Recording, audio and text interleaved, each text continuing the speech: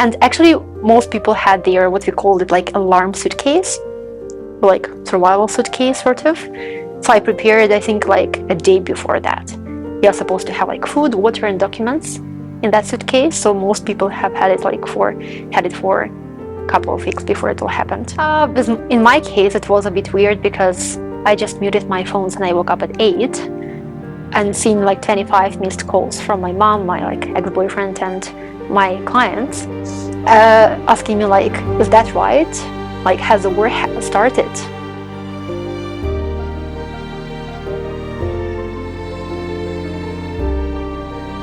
By the time I woke up, I just looked outside. I was like, how would the war look? You know, like I had this question in my head, how am I supposed to understand if it's actually happening already here or not?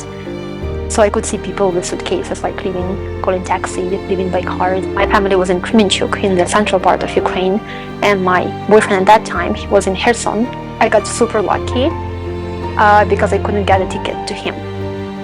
Otherwise, I would have gone probably to that location that is still occupied and now is part of Russia by like referendum.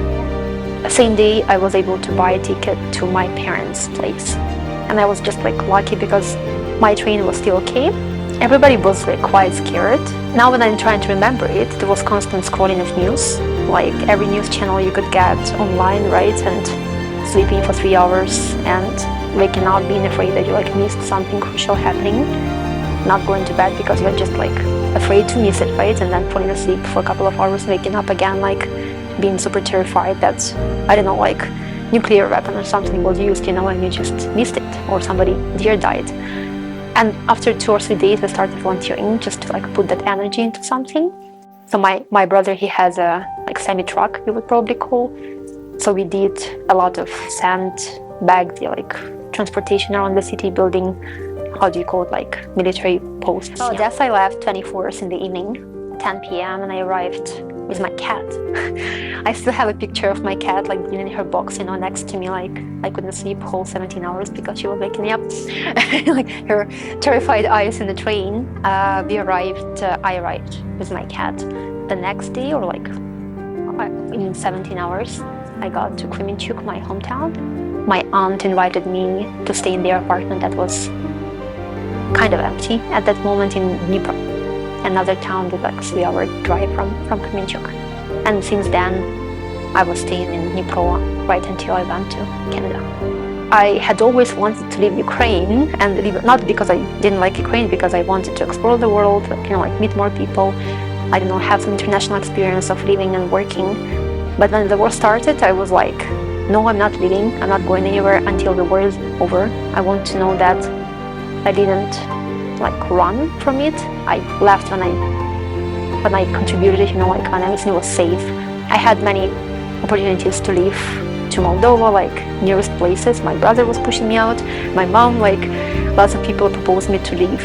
And for a long time I refused to leave, up until my aunt and uncle told me like they are kind of my like role models. So their opinion was very important to me. They told me, believe us, we know how it's going to be after, even when the war is over.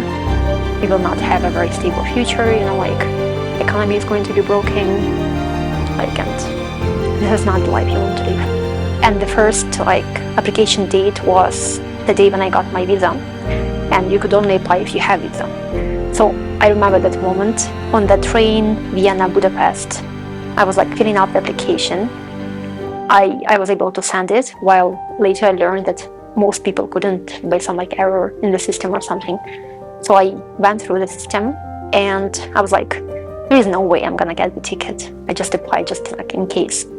And next day we were having dinner with my aunt and uncle on the west of Ukraine, on the border with Hungary. It was like a day of train ride from the place I was actually staying in Dnipro, where all my things, my cat was.